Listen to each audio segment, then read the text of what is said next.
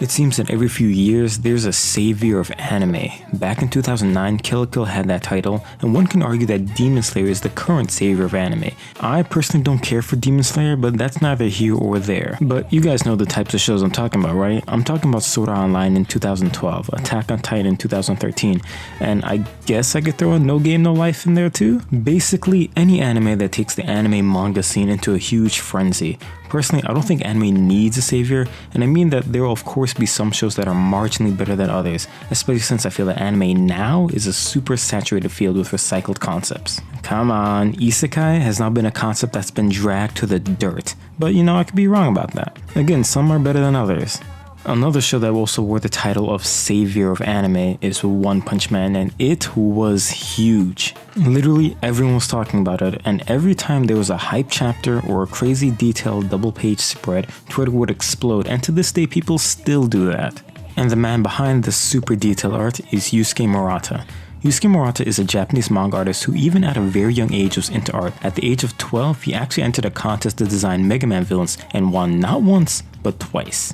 Those villains being Dustman from Mega Man 4 and Crystal Man from Mega Man 5, and in 1995 he finally debuted as a pro manga artist with a one-shot called Partner, and then in 1998 he published Samui Hanashi, both of which got him awards. In 2002, Riichiro Inagaki was getting ready to create Ice Shield 21, however since he felt that he was too much of a rookie, he went on to ask Murata to be the illustrator, and together they published an Ice Shield 21 one-shot that came in 2 parts, and eventually became a regular serialized series that spanned over for 333 chapters and 37 volumes. And on top of that, it had an anime adaptation. After this, he would work on different one-shots and different small stories until he started a certain collaboration. That collaboration being with webcomic author One. Together they would essentially make a remake of the webcomic One Punch Man, which would, as I said before, explode in popularity, especially when it got an anime adaptation, and thus gained the title Savior of Anime. At the time at least, but the anime would be nothing without the source material. Therefore, I will be looking at Murata's inked work, then his colored work while mentioning things that I find interesting in his style.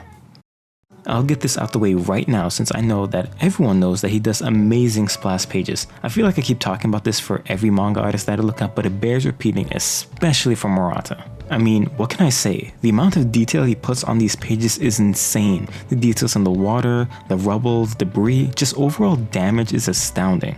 And do I even need to mention pages like this or this? However, put a pin on that because I'm going to get back to that soon. If you zoom in on a smaller scale, you can see how Murata doesn't even let up even on the intricate details. For example, Saitama's gloves. The stark contrast and the cross-hatching Murata does while being conscious of the creases and folds of the gloves is done so masterfully.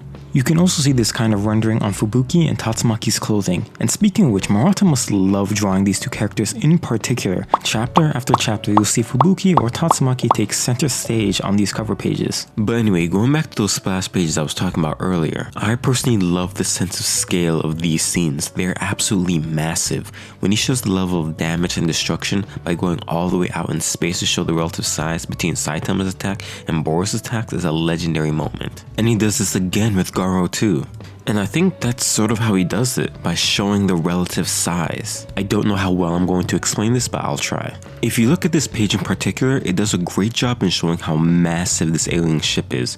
Saitama relative to the size of the alien ship is honestly jaw-dropping. If you get rid of everything else though, sure you can still perceive how big the ship is, but things like the destruction in the city below and how small it is compared to the entire ship really cements this being an enemy that is an actual threat. Although nothing is ever a threat because he is Saitama. Anyway, this page also does a good job in showing size difference between the buildings and the ship itself. But it also does another thing which shows how far off in the distance this thing goes, and it's called atmospheric perspective. To explain briefly, it just means the further something is, the more the atmosphere will have an effect on said object. For example, things will get a bit blurry, there will not be as much detail, and the contrast and saturation goes down and things will generally shift to a cooler hue. Going back to this page again, you could notice that the contrast of the alien ship decreases and it gets a bit fuzzy to again convey how far back the ship is going. And by the way, I think I forgot to say this, but did I mention that he's a traditional artist? And okay, to be fair, recently he's been dabbling in the digital medium, which in all honesty looks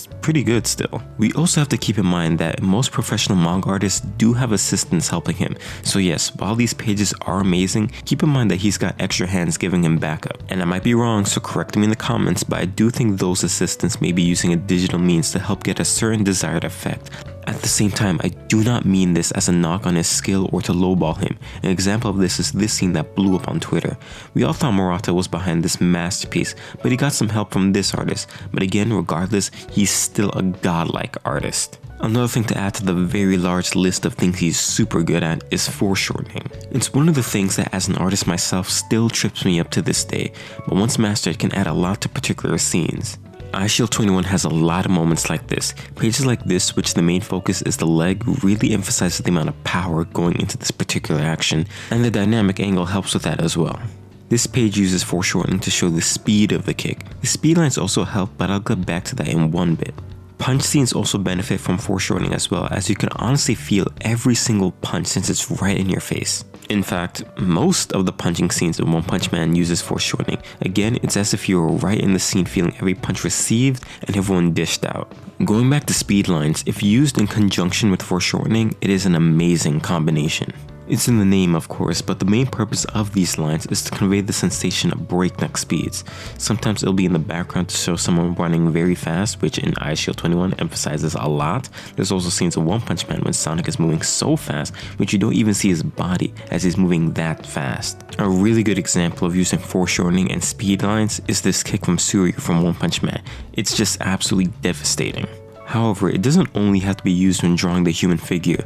There's this scene in iShield21 in which someone throws a football and the speed in which it was thrown feels unreal. And sure, there are other times in which the ball is thrown and kicked. I mean, come on, duh, it's a sports manga. But the way it was drawn here just feels powerful. I mean, the ball is like a bullet in this scene.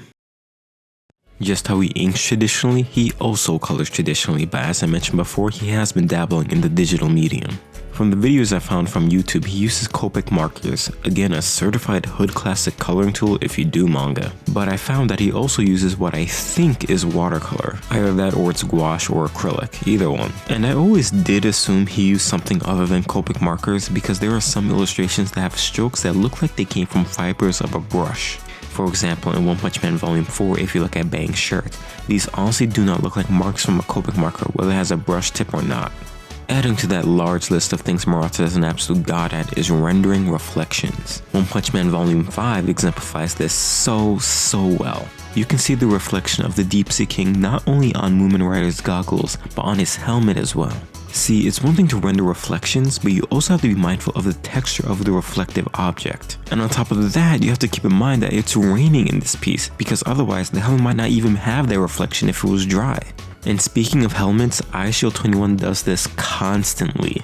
Murata is able to render in such a way to get those subtle reflections from Senna's helmet, like in this piece where you can see slight silhouettes of the other players. And yeah, don't get me wrong, there'll be moments in which it'll just be a plain colored lens and a generic glare on the helmet. By the way, I'm just seeing this now as I'm writing the script for this video, but Murata is even mindful of the color of the lens for the shadows. That's honestly crazy. It's such a small detail, but so effective. But when Murata goes all out on the intricate details, he'll draw what seems to be the sunrise on his helmet, and at the craziest he'll render full-blown skies. And mind you, I think this is all done traditionally since I don't think he started doing digital things until only recently.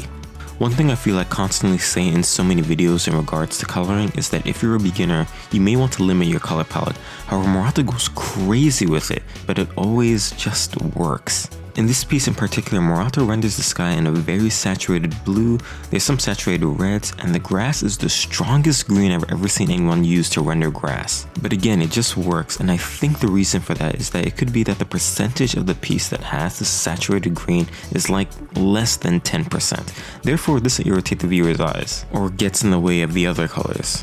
And the same goes for this piece as well. There's this saturated green next to this saturated orange, but the orange is like 90% of this piece, which overpowers any of the other strong colors. To add on to the coloring aspect, lighting is something he does very well too. I love the intensity of this type of light source, which creates this rim lighting on the character's face. Sometimes it'll be the sunlight, or it could even be an imposed light source like this fire in this piece. I especially love Volume 7 of iShield21. The way the sun coats a portion of the figure in this orange hue while the sunlight obscures the details of the things around it. Again, Murata just knows all the details that really stick the landing for each illustration he does. He is also well versed in creating pieces that have an ensemble cast of characters in them. Of course, other artists do this as well, Ichiro Oda being another artist that does this very well in fact, but Murata goes to the next level. And I don't necessarily mean his illustrations for One Punch Man or iShield 21, which brings up another point that I want to mention in regards to his art style. I think, personally, Murata's art style encapsulates a universal essence of the cool, battle-centric shonen art style. There will be times in which other well-known manga artists will do, I guess, fan art of particular manga. It's pretty cool to see other artists' interpretations of other well-known characters. Murata's art style, however, seems to fit snugly with all sorts of characters from different franchises. And all, if not most, have a large group of characters in them all bunched together in a really good composition. He's done one for Dragon Ball, Pokemon, Street Fighter, Darkstalker, Power Rangers, Spider-Man, Marvel vs. Capcom, and his art style doesn't even look that out of place from them. Overall, I recall saying in my analysis of Boichi that he does my favorite double-page splash spreads, or something along those lines, and a lot of people brought up Kentaro Miura, Takehiko Inoue, and especially Yusuke Murata. Whether or not I still stand by what I said, well, come back to me on that one later. However, it is plain to see why Miura is an artist a lot of people consider to be the best manga artist in our time. His inked work demonstrates a high level of draftsmanship and attention to detail. In his larger splash pages, he puts in so much effort in things like collateral damage, and sometimes he'll pull back the camera to demonstrate the massive scale of the fights between the monsters. He is well versed in foreshortening, and he uses that in conjunction with speed lines to convey how fast and powerful things are moving, which is honestly a bonus for fight scenes. And despite him coloring traditionally, which doesn't leave a lot of room for mistakes, Murata is able to render reflections off surfaces very naturally. That level of control also helps in terms of light sources and how they interact with the figure. If you want to support him, you could get the volumes of iShield 21 or One Punch Man. He also has a Twitter if you want to see some of his digital works or any behind the scenes stuff. There is an art book for iShield 21 if you can find it, and I don't know if he has any other social media outlets, but if he does, just let me know in the comments. Season 3 of One Punch Man has been announced for some time, and lo and behold, MAPPA is going to be the ones to animate it. So let's see if they'll be able to live up to Murata's amazing art.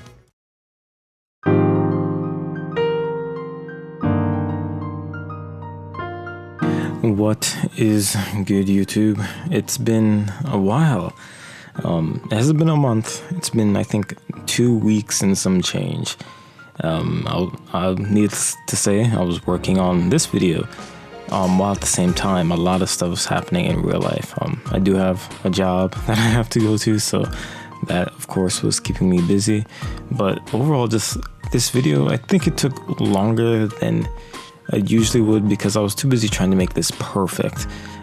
After some time though, I just sort of winged it and just did my own usual thing and went to writing the script and, you know, editing and all that jazz. As I mentioned in a video or two ago, that the next artist analysis after this would be Q Hayashida, basically the artist for Dorohei Doro.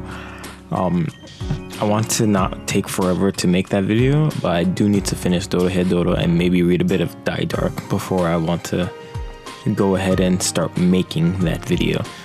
So yeah, just again, please be patient with me.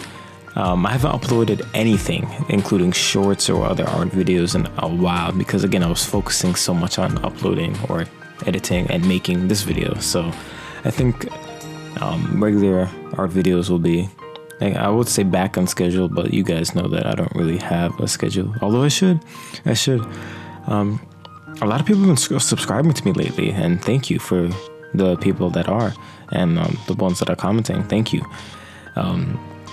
Ideally, I hope to get to 10K before my birthday.